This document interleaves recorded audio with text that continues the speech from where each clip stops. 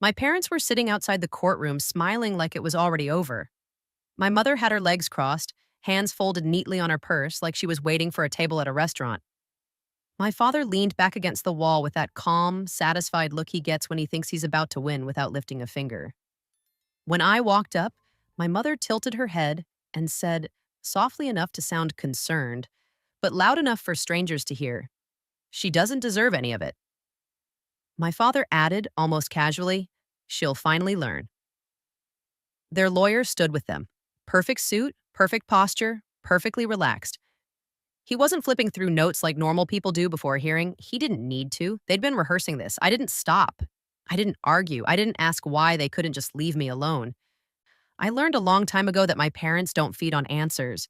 They feed on reactions. So I kept my face still and walked past them like they were furniture. Inside the courtroom, the air felt too cold. The kind of cold that makes your skin tighten. The judge sat above us with a neutral expression that could mean anything. A clerk typed quietly at a computer. The bailiff stood like a statue. My parents took their seats and immediately leaned toward each other, whispering, smiling, pretending to be heartbroken. The judge looked down at the file in front of him. "Petition for emergency relief," he said, "and request for asset control." Asset control. That's what this was. Not love, not family. Control. Their lawyer stood first. Smooth voice, polished rhythm, the kind of confidence that makes people assume he must be telling the truth. "Your Honor," he began, "this case is urgent. The respondent has a pattern of instability and deception. We're asking the court to intervene before she does irreversible harm." My mother dabbed her eyes with a tissue she didn't need. My father shook his head slowly, like a man grieving a daughter who had become something unrecognizable.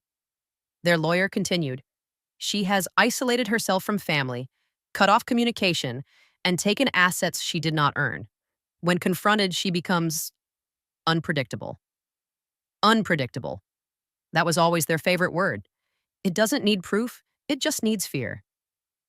He placed a stack of exhibits on the table. "We are seeking temporary control of the respondent's accounts, property, and any funds in her possession," he said. "And we are requesting the court consider custody changes due to the unsafe environment she creates." There it was. They always used custody like a knife, even when it didn't belong in the conversation. The judge's eyes moved to me. "Do you have counsel today?" "No, Your Honor," I said, evenly. My mother's mouth tightened like she was trying not to smile. Their lawyer turned slightly toward me, speaking like he was explaining something to the court, but aiming every sentence like a dart. "She sits here calm," he said, "but that calm is calculated. It's how she hides what she's done." I kept my hands folded on my lap because I knew their whole strategy. Make me look cold, make me look guilty, make the judge feel like granting their request is the safe option. Then my father testified. "I don't recognize her anymore. A spout," he said, voice steady. "She lies, she manipulates, and she's been hoarding resources while the rest of the family suffers." My mother followed, softer voice, trembling hands. "We tried to help," she whispered. "We begged her, but she's unstable. We're terrified of what she might do if no one stops her." The judge listened without reacting. That kind of listening is dangerous because you can't tell what's landing. Then their lawyer stood again and delivered the line he'd saved like a final blow. "Your Honor," he said, "we can make this simple. We have documentation proving she authorized the transfer of these assets and acknowledged she is unfit to manage them." My stomach didn't flip, it went cold and still, because that sentence meant only one thing. They were about to produce a paper that looked official enough to end me. The lawyer approached the bench and handed a document to the clerk, who passed it to the judge. My parents watched me like they were waiting for my face to collapse. The judge read. His eyes moved slowly down the page. He paused. Then he looked up at me. "Did you sign this?" he asked. "No," I said immediately. Calm, clear. My mother exhaled sharply like I'd insulted her. Their lawyer smiled, just a little, like my denial was expected, like it was part of the plan. "Of course she'll deny it," he said smoothly. "That's what she does." The judge didn't respond. He looked back down at the document. Then at the clerk. Pull the electronic case file, he said. The clerk nodded and turned to the computer. Keys clicked. A folder opened on the screen. One I couldn't see from where I sat. The clerk's posture changed. Not dramatic, just still. The judge leaned slightly, eyes narrowing at whatever appeared on that monitor. And then I saw it. Not the clerk, not the lawyer. The judge's face.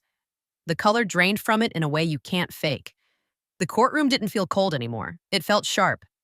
The judge stared at the screen for a long beat, then said quietly, "Clerk, why is there a compliance lock on this file?"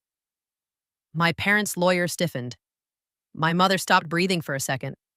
My father's jaw clenched so hard it looked painful. The clerk swallowed and answered in a small voice, "Your Honor, it says restricted, do not proceed. It was placed this morning." The judge didn't look away from the screen. He simply said, low and controlled, "Counsel, approach." And in that moment, my parents finally realized the thing they'd been taking in court wasn't just my money. It was a file that was already marked, already watched, already locked. "Counsel, approach."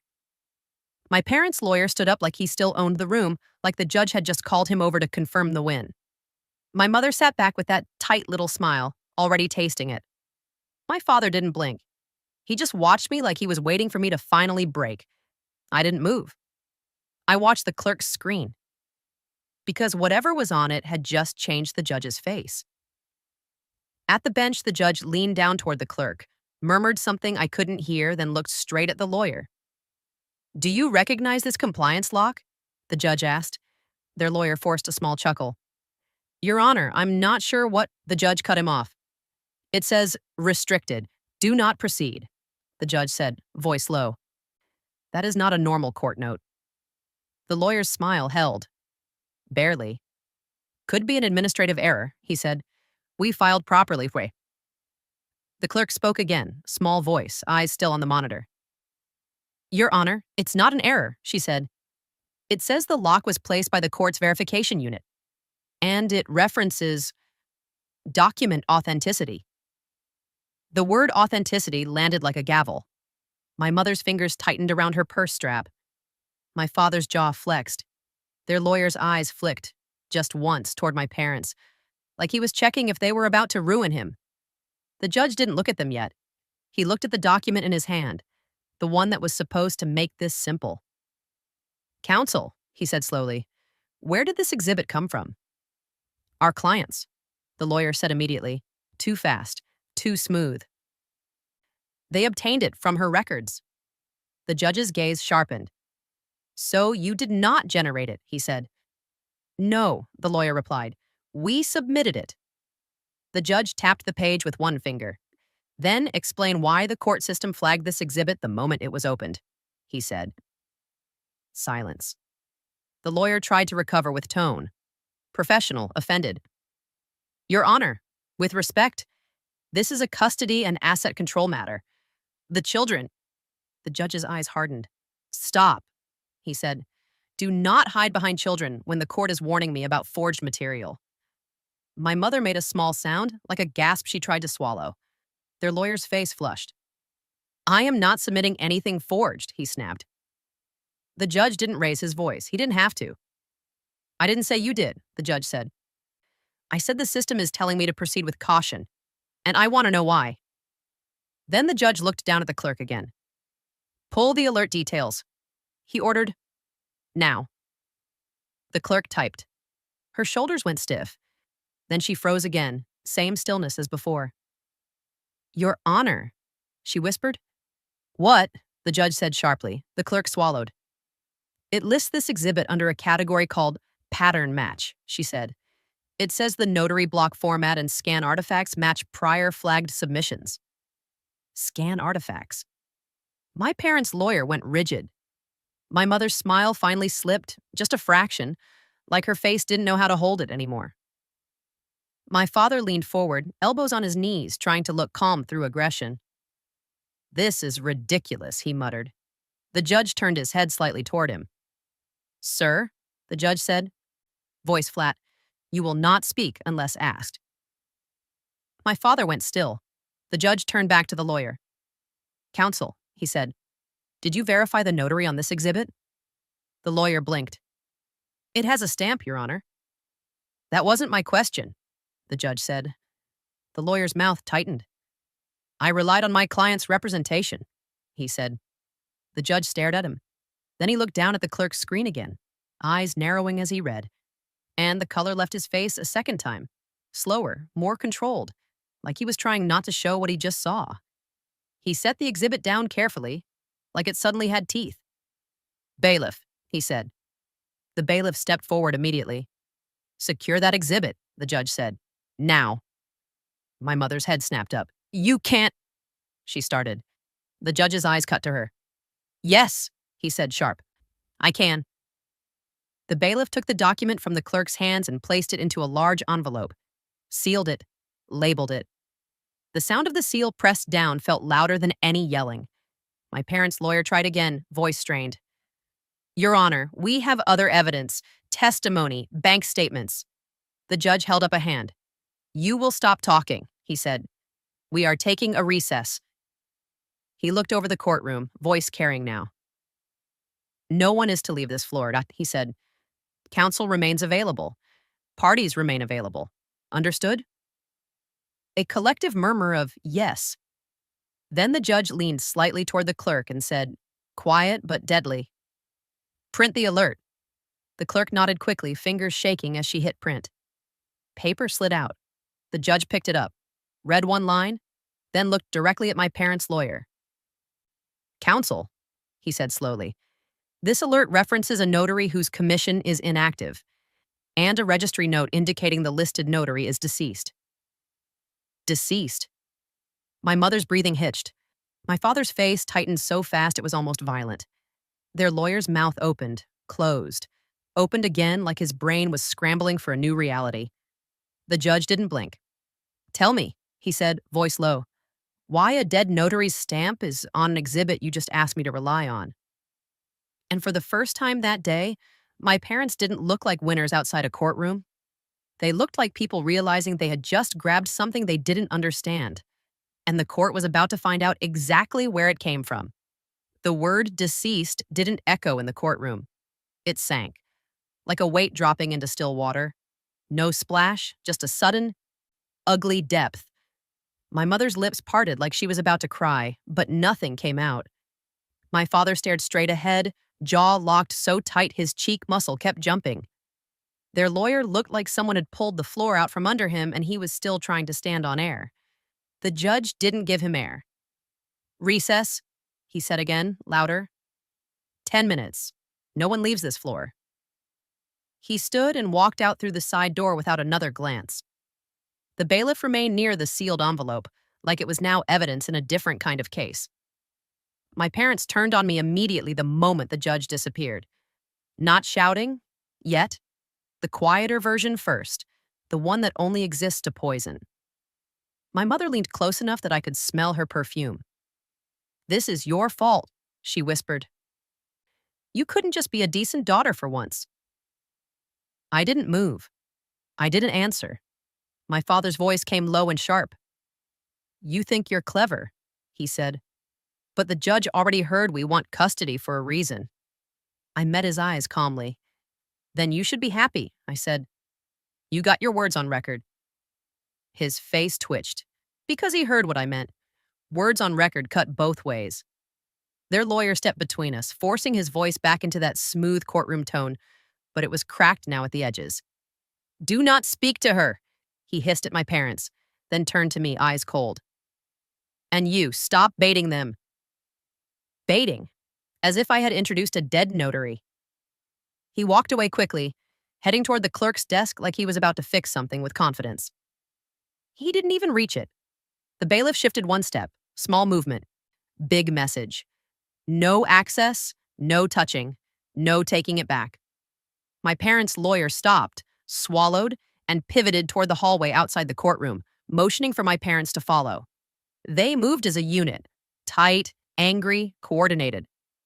I stayed behind, seated, still. Because I could feel it now, the room had stopped being about me being unstable. The room had started asking a different question. Who brought a fake into a court file? In the hallway, the fluorescent lights were brutal. People stood in clusters, whispering. A few strangers looked at my parents and then looked away, like they'd suddenly realized they didn't want to be near whatever was happening. My mother marched right up to me anyway. "This ends now," she snapped under her breath. "You're going to tell the judge it was a misunderstanding." I looked at her. "No," I said calmly. Her eyes flashed. My father stepped in, voice lower. "If you don't fix this, he said, "we'll make sure everyone knows what you are." I didn't flinch. They always said that when they were losing.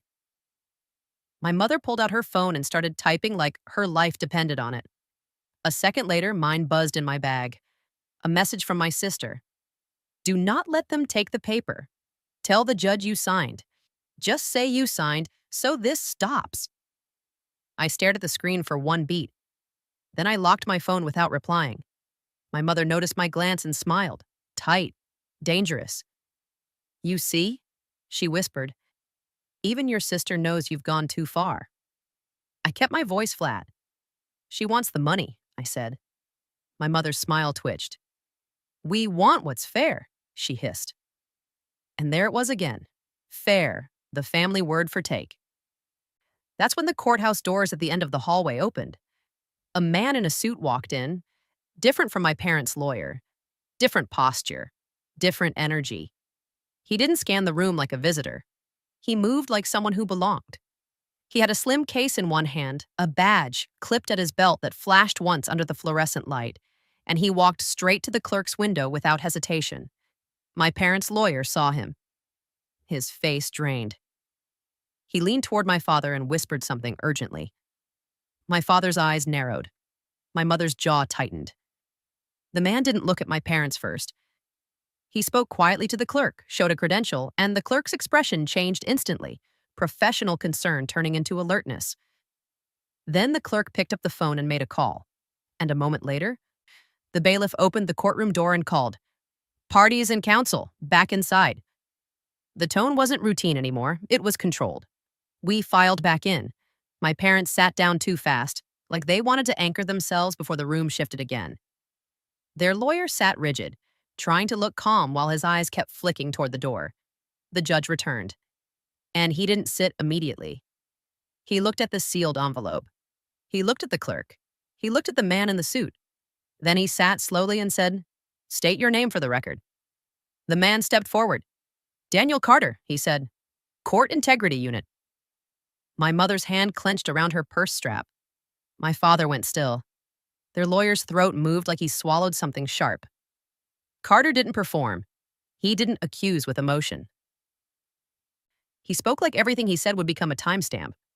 "Your Honor," he said, "we're requesting the court pause all action on this petition and secure all submitted exhibits. The document just seized matches and active fraud marker set." The judge's eyes narrowed. "Explain marker set." Carter opened his case and removed a single sheet. "Notary block formatting," he said. "Scan artifact signatures, language patterns, and metadata irregularities consistent with manufactured documents." My parents' lawyer tried to interrupt. "Your Honor, this is—" The judge lifted a hand. "No," he said. "You will not speak right now." Carter continued. "This petition's timeline also shows unusual revision behavior," he said. "The initial filing focused on financial control. Emergency custody language was added later, after the clerk system rejected the first draft."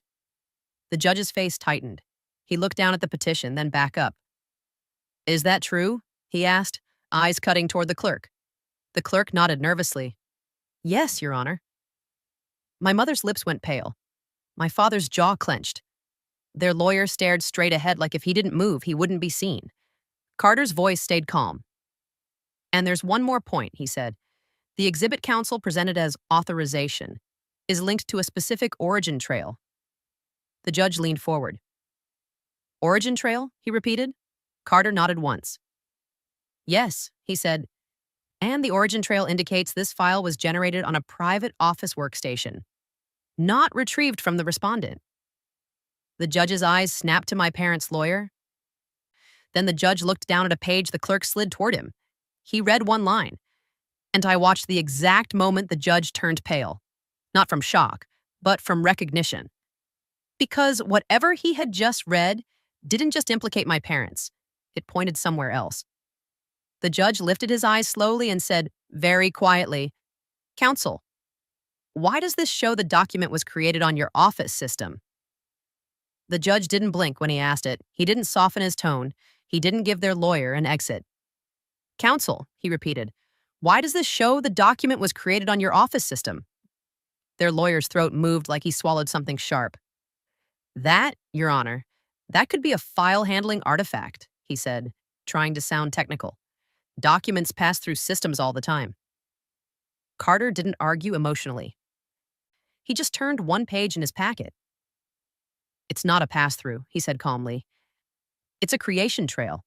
The PDF generator ID matches a workstation assigned to his office suite. The scan artifacts were added after export to mimic a printed original." My mother's head snapped toward their lawyer, like she wanted to kill him with her eyes. My father sat rigid, face tight, trying to look like the victim of a misunderstanding he didn't create. The judge leaned forward.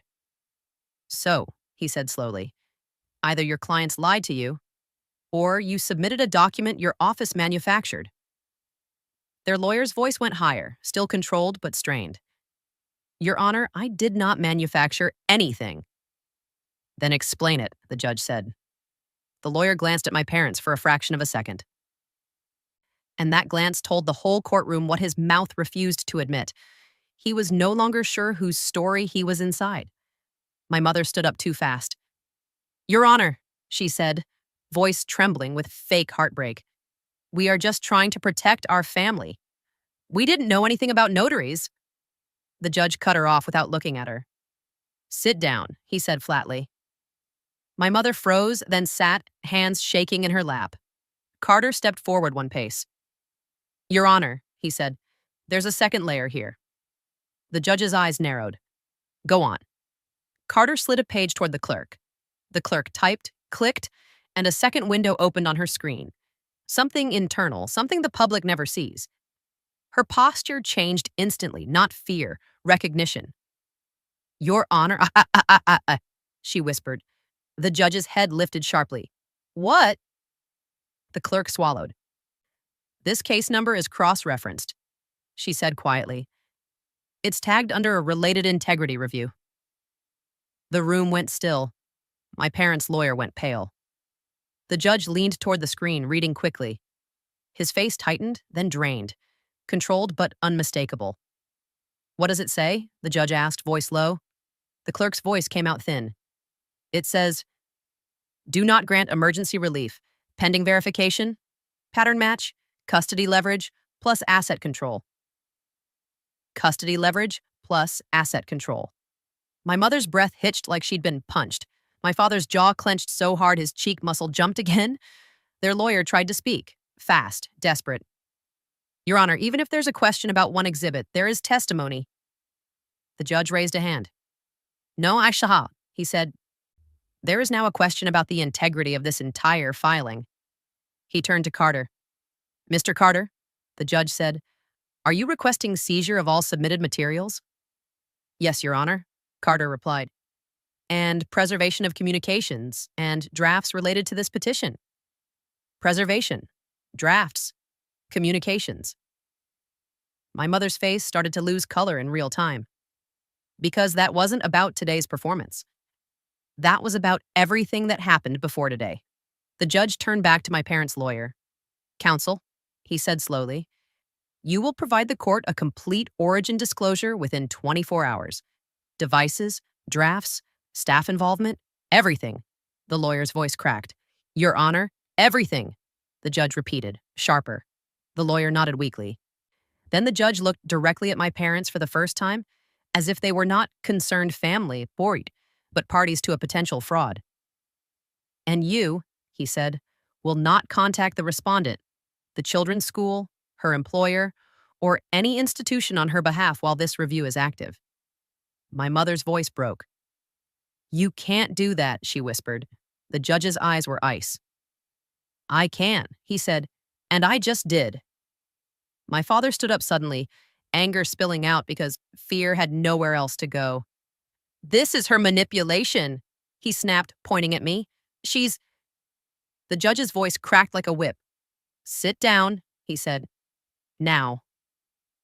My father sat. And the courtroom, every stranger, every clerk, every breath, watched him obey. Carter opened his case again and removed one last page, then handed it to the bailiff with a quiet nod. The bailiff carried it up to the judge. The judge read it, and for a second he didn't react. Then his face changed. He went paler than before, because whatever was on that page wasn't a warning. It was a name, a reference, a link to something bigger than my parents' little courtroom story. The judge looked up slowly, eyes locked on my parents' lawyer. "Counsel," he said quietly, "this indicates your office has been referenced in multiple related filings." My parents' lawyer's mouth opened, closed. My mother's hands started shaking so badly her tissue crumpled. My father stared straight ahead, blinking too slowly. The judge didn't raise his voice when he delivered the next sentence. He made it worse by staying calm. "Bailiff," he said, "bring him in." The courtroom door opened again, and this time, the man who walked in wasn't there to talk. He was there to collect. The man who walked in wasn't a lawyer. He wasn't dressed like one, and he didn't move like one. He had a suit, yes, but it was the kind of suit that looked functional, not polished. A badge clipped at his belt. A folder tucked under his arm. Eyes that didn't scan the room for reactions, only for targets. He stopped near the bailiff and nodded once to the judge. The judge's voice stayed calm. "For the record," he said, "state your name." The man's voice was flat and official. "Mark Henson, investigator." My mother's breath caught. My father didn't move. His hands stayed on his knees like he was holding himself down by force. Their lawyer's face went pale again, this time with something close to panic. Henson stepped forward one pace, still not looking at my parents first. "Your Honor," he said, "we're issuing preservation instructions in connection with a court integrity inquiry. Parties and counsel are ordered not to delete messages, drafts, scans, or device data related to this filing." My mother's voice cracked instantly. "We didn't do anything," she whispered. Henson looked at her for the first time, brief, neutral. "That's not the question," he said. "The instruction is the instruction." He turned slightly toward my parents' lawyer. "Counsel," he said, "your office will receive a formal notice today. Compliance is not optional." The lawyer tried to speak, but only air came out. The judge leaned forward. "Counsel," he said, "you will also understand this court is denying emergency relief today. No custody change. No asset freeze."